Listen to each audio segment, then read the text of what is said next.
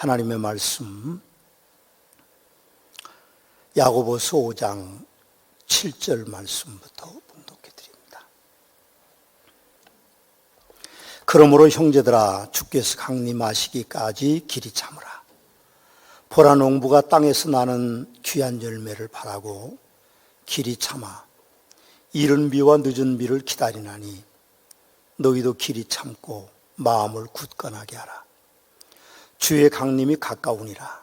형제들아 서로 원망하지 말라. 그리하여야 심판을 면하리라. 보라 심판주가 문 밖에 서 계시니라. 형제들아 주의 이름으로 말한 선지자들을 고난과 오래 참음의 본을 삼으라. 보라 인내하는 자를 우리가 복되다 하나니 너희가 욥의 인내를 들었고 주께서 주신 결말을 보았거니와 주는 가장 자비하시고 긍휼히 여기시는 이시니라. 내 형제들아 무엇보다도 맹세하지 말지니 하늘로나 땅으로나 다른 것으로도 맹세하지 말고 오직 너희가 그렇다고 생각하는 것은 그렇다 하고 아니라고 생각하는 것은 아니라 하여 정죄 받음을 면하라. 아멘. 저는 야고보서 5장을 묵상하고 설교 준비를 하면서 1절에서 6절 말씀은 부한자들아 그런 제목으로 지난주에 설교를 했습니다. 그리고 오늘 7절에서 12절 말씀을 통하여서 가난한 자들아 라는 제목으로 말씀을 전하기를 원합니다. 야고보 목사는 부한자들에게 너희에게 임할 고생으로 말미암아 울고 통곡하라 하고 경고하셨습니다. 그 경고의 이유는 너희 재물은 썩었고 너희 옷은 좀 먹었고 너희 금과 은은 녹이 슬었으니 이 녹이 너희에게 증거가 되며 불같이 너희 살을 먹으리라. 너희가 말세에 재물을 쌓았도다. 보라 너희 밭에서 추수한 품꾼에게 주지 아니한 싹시 소리 지르며 그 추수한 자의 우는 소리가 만군의 주위에 들렸느니라. 너희가 땅에서 사치하고 방종하여 살육의 날에 너희 마음을 살찌게 하였도다. 너희는 의인을 정죄하고 죽였으나 그는 너희에게 대항하지 아니하였느니라 하고 말씀하셨습니다. 우리가 사는 세상은 어쩔 수 없이 가난한 사람과 부한 사람이 같이 살아갈 수밖에 없는 세상입니다. 부자만 있을 수는 없는 것이고 가난한 사람만 있을 수는 없습니다. 혹시 부자들만 모여 산다고 하더라도 그들 사이에 차이가 있을 것이고 혹시 가난한 사람들만 모여 산다고 할지라도 그들 사이에는 차이가 있습니다. 여러분이 부한 자라면 가난한 사람을 보듬고 살아가야 되는 것이 삶이고 여러분이 가난하다고 하면 부한 사람들을 원망하지 말고 그들을 시기하지 말고 불평하지 말고 부자의 부함을 인정하고 더 나은 삶을 위하여서 애쓰고 힘쓰고 알뜰하게 모으고 슬기롭고 지혜롭게 살아야 할 것입니다. 야고보 목사는 가난한 사람들에게 말씀하시기를 주께서 강림하시기까지 길이 참으라 그렇게 말씀하십니다. 1세기 가난한 사람들에게 희망이란 신라만큼도 없었습니다. 로마 이후의 나라는 모두가 로마의 식민지가 되었고 그런 중에 가난한 사람들은 살아남기 위해서 스스로라도 종이 될 수밖에 없는 시대였습니다. 종은 부자의 재산에 불과했습니다. 주인이 종을 죽여도 죄가 되지 않는 시대였습니다. 그런 정황이니 가난한 사람들의 삶은 이미 인내를 넘어선 최악의 삶이었을 것입니다. 그리스도인들의 삶은 더더욱 어려웠을 거라고 생각합니다. 로마의 제국의 박해가 시작되었으니 목숨을 부지하는 것조차도 불가능한 시대에 살 수밖에 없었습니다. 최악의 상황에서 그리스도인들에게는 예수님의 재림을 고대하는 신앙으로 무장하고 견디고 참고 이기게 하는 원동력이었기 때문에 야고보 목사는 주님이 오실 날까지 길이 참으라고 그렇게 말씀하고 계시는 것입니다. 그래서 야고보 목사님은 예수님의 재림을 기다리라고 말씀합니다. 예수님은요 올라가심을 본 그대로 오신다고 성경은 기록되어 있습니다. 오해하지 마십시오.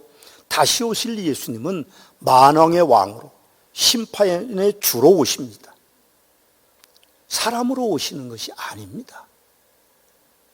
여러분, 통일교 교주 문선명도, 장막성전의 교주 유재열도, 신천지의 교주 이만희도, 하나님의 교회 교주 안상홍도, 그 부인을 자칭하는 어머니 하나님이라는 장길자도, 천부교 신앙촌 교주인 박태선도, 그 외에 한국에서 자신이 하나님이라고 말하거나 메시아라고 말하는 사람이 30명이 넘는다고 하는데, 그들은 절대로 재림하시는 주님이 아니십니다.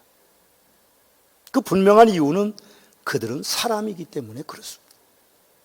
여러분, 그 확실한 증거를 예수님께서 재림에 약속하셨는데 마태복음 24장에서 봅니다. 27절 이하의 말씀에 보면 번개가 동편에서 나서 서편까지 번쩍임같이 인자의 임함도 그리하리라, 그렇게 말씀하셨습니다. 모든 세상 사람들에게 예수님은 한꺼번에 보인다는 겁니다. 여러분, 통일교회 문선명이가 모든 세상 사람들한테 동시에 보인 적이 없습니다. 그러다 그는 죽었습니다. 유재열도 마찬가지고, 이만희도 마찬가지고, 안상홍도 마찬가지고, 장길자도 마찬가지고, 이교부도 마찬가지고. 그럼 그들은 한 번에 모든 사람들에게 동시에 보인 적이 없습니다. 그래서 그들은 메시아가 아닙니다. 또 30절 말씀해 보니까 그때의 인자의 징조가 하늘에서 보이겠고 그때 땅의 모든 족속들이 통곡하며 그들이 인자가 구름을 타고 능력과 큰 영광으로 오는 것을 보리라고 말씀하셨는데, 여러분, 통일교회 문선명이가 오고 이만희가 오고 안상홍이가 왔다고 세상 사람들이 통곡하고 하늘의 징조가 보이는 것이 아니었습니다. 31절에 보면 그가 큰 나팔 소리와 함께 천사들을 보내리니 그들이 그의 택하신 자들을 하늘 이 끝에서 저 끝까지 사방으로 모으리라고 그렇게 말씀하셨습니다. 곧 휴거된다는 말씀입니다. 자신들이 하나님이라고 말하는 사람들이, 메시아라고 말하는, 재림주라고 말하는 사람들이 왔을 때에 공중에 들려 올려가지를 않았습니다. 그러니 그들의 재림이라고 말하는 것은, 재림주라고 말하는 것은 거짓된 것이고 허황된 것입니다. 마태복음 24장 24절에 26절에도 이런 말씀을 합니다. 거짓 그리스도와 선지자들이 일어나 큰 표적과 기사를 보여 할 수만 있으면 택하신 자들은 미혹하리라. 보라, 내가 너희에게 미리 말하노라. 그러면 사람들이 너희에게 말하되, 보라, 그리스도가 광야에 있다 하여도 나가지 말고, 보라, 골방에 있다 하여도 믿지 말라. 그렇게 말씀하셨습니다. 그리스도는 시공간을 초월해서 사람들에게 나타나시는 하나님이시기 때문에 어느 한 지역에 어떤 한 사람에게 국한될 수 없다는 사실이죠. 여러분, 지금 한국 땅에 있거나 세계의 메시아라고 말하는 사람들, 그 사람들은 다 사탄을 등에 업은 거짓 메시아이나 거짓 선자들에게는 절대로 우리가 미혹당하지는 말아야 될 것입니다. 야고보 목사님은 가난으로 겪어야 하는 고난이 분명히 끝이 있을 것이라고 말씀하십니다. 7절을 보십시오. 보라, 농부가 땅에서 나는 귀한 열매를 바라고 길이 참아 이른 비와 늦은 비를 기다리나니, 우리에게는요, 봄이 왔습니다. 아침에도 제가 운전하고 집사람하고 같이 오면서 개나리가 피는 것을 보고 벚꽃을 피는 것을 보고 목련이 피는 것을 봤습니다.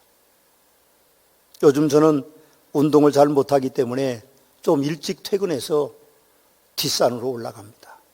한 2km 조금 넘는 곳에 1시간 정도 왕복해서 옵니다. 여러분, 발밑에는요, 예쁜 봄꽃들이 폈습니다. 어찌 그리 아름다운지요. 보라색도 무리지어 피어 있고 노란 꽃도 발밑에 무리지어 피어 있습니다. 여러분들이 오시면서도 아마도 목련도 보고 벚꽃도 봤을 것입니다. 그러나 우리는 봄을 느낄 여유가 없습니다. 눈으로 벚꽃이 보이지만 마음으로 꽃이 보이지 않는 우울한 봄입니다. 중국 우한에서 발원된 코로나가 신천지 집단의 전염 확산으로 인해서 어제 통계에 의하면 확진자가 8,799명이고 사망자가 102명이었습니다. 서문화교는 코로나 확산을 막기 위해 4주 동안 영상 예배를 드리고 있습니다. 사랑하는 서문화교 성도 여러분, 저 가슴은 무척 아픕니다. 아침에 일어나면 간곡히 기도합니다. 이 땅에 코로나가 확산되지 않기를 위해서 기도합니다. 성도들의 건강을 위해서 저는 가슴 아프게 기도하고 있습니다. 저녁에 잠자리에 들 때도 아픈 마음으로 기도합니다. 그러나 우리는 귀한 농부가 귀한 열매를 바라고 이른 비와 늦은 비를 기다리듯이 길이 참아야 될 것입니다. 이 고난은 우리만의 것은 절대로 아닙니다. 전 세계 사람들의 삶도 코로나19로 인해서 어렵습니다. 그럼 이 시점에서 분명한 것은 코로나 확산 방지를 위해서 개인적으로 사회의 거리 두기를 잘 지켜야 합니다. 교회도 정부의 확산 방지 정책을 따라서 지금 4주째 영상 예배를 드리고 있습니다. 그래도 다행인 것은 지금 시대는 SNS로 실시간 예배 실황을 중계할 수 있기 때문에 어디서든지 예배를 드릴 수 있기 때문에 감사한 일 중에 하나입니다. 우리는 길이 참아야 됩니다. 두 번째로 야고보 목사는 8절 말씀에 가난한 사람들에게 길이 참고 마음을 굳건하게 하라고 말씀하고 계십니다. 참는 것은 참 어려운 것입니다. 그러므로 길이 참고 해야 하고 더욱더 참아야 되기 때문에 마음을 굳건하게 해야 된다고 말합니다. 마음이 무너지면 참기 어렵습니다. 여러분과 제가 살아보았지만 가난을 벗어나는 것은 어려운 것입니다. 물론 우리는 가난한 것은 불편한 것이지 부끄러운 것은 아니라고 말하고 있지만 가난은 참 어려운 것입니다. 여러분, 자영업자들이 수많은 어려움을 겪을 것입니다. IMF 때 수많은 사람들이 경제 문제로 자살을 선택했습니다. 그러나 우리는 참아야 됩니다. 길이 참아야 됩니다. 마음을 굳건히 하고 또 한 번 참아야만 이 어려운 시기를 이겨나갈 수 있습니다. 1세기 로마 사회에서는 가난이란 어려운 것이었을 것이라고 말씀을 드렸습니다. 가난한 부모에서 태어났다면 일생을 가난하게 살아야 되고, 종의 신분을 가진 부모에서 태어났다고 하면 자자손손 희망 없이 종의 신분으로 살아야 되는 그런 시대였습니다. 주인에게서 도망치거나 도발하거나 반역하면 죽음을 맞게 되는 것입니다. 미국의 16대 링컨 대통령의 일화가 생각이 납니다. 링컨 대통령이 어렸을 때 이웃에 친한 아이가 있었다고 합니다. 근데 그 아이는 흑인이었는데 아마 종의 아들이었던 모양입니다. 아주 애들이니까 그런 격이 없이 링컨 대통령하고 담도 없는 미국 사회에 친하게 살았는데 어느 날 그 아이가 없어졌습니다. 동네에서 소문을 들어보니까 그 아이 엄마가 종으로 북쪽으로 팔려가고 그 아이는 종으로 남쪽으로 팔려갔다고 하는 이야기를 들어서 링컨 대통령은 내가 대통령이 돼서 노예제도를 폐지하겠다는 결심을 했다고 합니다. 그런 16대 미국 대통령이 되었고 노예제도 폐지를 법안하는 법안을 만들고 노예제도를 폐지했습니다. 8절을 보십시오. 너희도 길이 참고 마음을 굳건히 하라. 주의 강림이 가까우니라 그렇게 말씀합니다. 부한자들에게는요 해당되지 않는 말씀일 수도 있습니다. 그래서 저는 1절은 부한자들아 경고하고 7절부터는 부한자들, 가난한 자들이라는 말이 없어도 그 내용을 보면 그건 가난한 자에게 격려하고 위로하고 가난한 사람들에게 용기를 주고 희망을 주는 말씀이기 때문에 가난한 자들이라는 제목을 붙이고 있는 겁니다. 부한자들은요 길이 참을 이유가 없습니다. 여러분, 길이 참을 이유가 굳이 없어요. 부한자들은 주의 강림도 어쩌면 달갑지 않을 수도 있습니다. 부한 사람들에게는요 예수님이 온다는 말이 그렇게 껄끄럽게 들릴 것입니다. 그러나 가난한 사람들에게는 너희가 길이 참고 마음을 굳건히 하라, 주의 강림이 가까우니라는 말씀은 엄청난 위로와 격려와 희망의 말씀이 될 것입니다. 주의 강림이 가까우니 그들은 길이 참을 수 있고, 주의 강림이 가까우니 그들은 마음을 굳건히 해서 견딜 수 있는 것입니다. 10절과 11절에서 가난한 자들이 인내해야 됨도 또 말씀하시는데 이렇게 말씀합니다.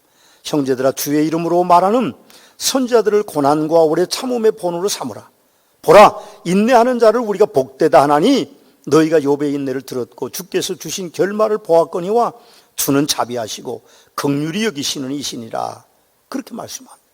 혹시 여러분 중에 가난한 분들이 계신다면 욥의 목숨까지 위협하는 중에도 견디었던 그 인내를 여러분들이 가지고 계셔야 됩니다. 또 야고보 목사는 가난한 사람들에게 서로 원망하지 말라고 하십니다. 구절을 함께 읽어보시겠습니다. 형제들아, 서로 원망하지 말라. 그리하여 심판을 면하리라. 보라, 심판주가 문 밖에서 계시느니라 하고 말씀합니다. 원망이라고 하는 것은요, 헬라어에 찾아보니까 신음하다, 탄식하다라는 뜻입니다. 아마도 제가 생각에는요, 가난한 사람들이 부한 사람들을 향하여서 너무 괴로워서 저주를 마음속으로 퍼붓는 그런 것을 말씀하시는 것 같습니다. 성도라고 해서 환경의 제약이나 고난을 극복하는 특별한 비결을 가지고 있지는 않습니다. 우리 믿는 사람들도 고통은 여전히 고통으로 옵니다. 아픔은 여전히 아프고요, 가난은 여전히 우리에게 아픔으로 옵니다. 성도들에게만 하나님께서 초인적인 힘을 주시는 것은 아닌 것이죠. 코로나도 마찬가지입니다. 예수 믿는 사람은 안 걸립니까? 그렇지 않습니다. 그래서 우리는 조심해야 돼요. 여러분, 찬양할 때 찬양하지 말라고 부탁을 제가 우리 리더한테 드렸습니다. 근데 제가 보니까 찬양을 하는 분들도 계세요. 집에서야 소리 질러도 상관없지만 우리 사역자들이 마스크를 쓰고 찬양하지 않아야 됩니다. 마음으로 찬양하는 이번에 훈련이 좀 돼야 돼요. 기도는 밖으로 내놓는 것만 기도가 아닙니다. 마음으로 하는 것도 기도입니다. 오히려 더 심령 깊은 곳에서 밖으로 내뱉을 수 없는 기도가 더 위대한 기도가 된다는 것을 우리는 알아야 됩니다. 근본에 우리는 그런 훈련들이 돼야만 될 것입니다. 여러분, 원망하지 말라고 말합니다. 탄식하지 말라는 말이죠. 신음하지 말라는 말입니다. 성도들에게만 하나님이 초인적인 힘을 주시지 않습니다. 그렇지만 성도들은 서로 원망하지 않아야 합니다. 그렇게 사는 이유가 9절에 기록되어 있는데 심판주가 문 밖에 서 계시느니라, 그렇게 이야기합니다. 원망하는 것은 우리가 그 사람에 대한 분노를 폭발하는 거지만, 그러나 우리가 그 사람을 해서는 안 된다는 것이죠. 우리가 해할 수 있는 자격이 없어요. 하나님이 하시는 거죠. 주님이 다시 오시면 심판하시게 된다는 말이기 때문에 우리가 원망하지 않고 살아야 된다는 것입니다. 예수님께서도 마태복음 5장에 보면 나로 말미암아 너희를 욕하고 박해하고 거짓으로 너희를 거스려 모든 악한 말을 할 때는 너희에게 복이 있나니 기뻐하고 즐거워하라. 하늘에서 너희 상이 큼이라. 너희 전에 있던 선지자들도 이같이 박해하였느니라고 말씀하시고 계십니다. 우리가 누구입니까? 우리는 예수님의 제자입니다. 그러므로 이름을 따라 살다가 혹시 가난하여서 인생의 고난을 겪고 살더라도 하늘의 상급이 크기 때문에 기뻐하고 즐거워하고 그 어떤 누구도 원망해서는 안 됩니다. 부모도 원망해서는 안 되고 사회도 원망해서는 안 되고 나를 해하는 사람들, 그래서 내가 어려움을 겪었다고 생각하는 사람들도 이제는 다 그들을 향하여 자유로워야만 됩니다. 또 야고보 목사는 네 번째로 가난한 사람들에게 무엇보다도 맹세하지 말라고 그렇게 말씀하고 계십니다. 내 형제들아, 무엇보다도 맹세하지 말지니 하늘로나 땅으로나 아무 곳으로도 맹세하지 말고 오직 너희가 그렇다고 생각하는 것은 그렇다 하고 아니라고 생각하는 것은 아니라 하여 정죄받음을 면하라, 그렇게 말씀하고 있습니다. 성경학자들이 성경을 문단 나누기를 해놨습니다. 여러분들이 성경을 보면 문단 나누기 앞에 빨갛게 동그랗게 돼 있어요. 그게 문단 나누기입니다. 근데 1절에서 6절 문단을 나눠 놓고 또 7절에서 11절 문단을 나눠 놓고 12절 한 절만 문단 나누기를 해놨습니다. 그래서 조금 12절을 앞쪽으로 갖다 붙이기가 어렵습니다. 그러나 12절만을 떼어 놓기는 더 어려울 것 같습니다. 그렇다고 해서 12절을 13절에서 18절까지 말씀에 가져다 붙이는 것은 너무 문단 나누기에 문제가 있어요. 그래서 저는 12절을 가난한 자를 위한 교훈으로 가져다 붙였습니다. 혹시 억지로 갖다 붙이는 해석이 될 수도 있지만 저는 그렇다고 생각하지는 않습니다. 하나님이 제게 주시는 그런 영감은 맹세가 우리에겐 필요하지 않기 때문에 그렇습니다. 여러분 형제들아, 무엇보다도 맹세하지 말지니 하늘로나 땅으로나 아무것도 맹세하지 말라고 하시는 야고보의 선생님의 그 말씀, 야고보 목사님의 그 맹세하자는 말씀은 아무 생각 없이 쉽게 어떤 일을 결정하는 것을 하지 말라는 말이라고 학자들은 그렇게 말합니다. 가난한 사람은 현실을 즉시해야 됩니다.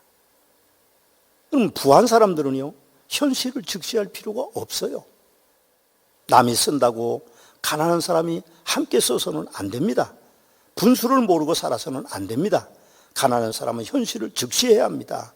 맵새가 황새를 따라가서는 안 되기 때문에 오늘 야고보 사도는 가난한 사람들에게 헛된 맹세를 하지 말라고 그렇게 말씀하시는 것 같습니다. 서문학교의 성도 여러분, 가난하게 사신다면 야고보 목사의 가르침대로 부한 자들이 하나님보다 재물을 더 사랑하고 인색하고 사치하고 방종하여 살아 죄인으로 사는 건 못지않게 가난한 자도 죄인으로 살아서는 안 됩니다. 그럼 부한 사람만 죄인입니까? 가난한 사람도 죄인입니다. 맹세하고 원망하고 마음을 굳건해하지 않고 길이 참지 않으면 가난한 사람도 죄인으로 살 수도 있다고 말씀드리고 싶습니다. 가난은 참 어렵고 힘든 것입니다. 그 자체만도 고통스러운 것인데 우리가 가난하게 살면서 마음을 잘못 쓰고 행함을 잘못하고 말을 잘못함으로 말미암아 죄인으로 살아서는 안 된다고 생각합니다. 혹시 여러분들이 가난하시다면 야고보 목사의 말씀에 귀를 기울이시고 가난하지만 부끄럽게 살지 않는, 죄되게 살지 않는 성도들이 되시기를 주님의 이름으로 축원합니다. 기도하시겠습니다.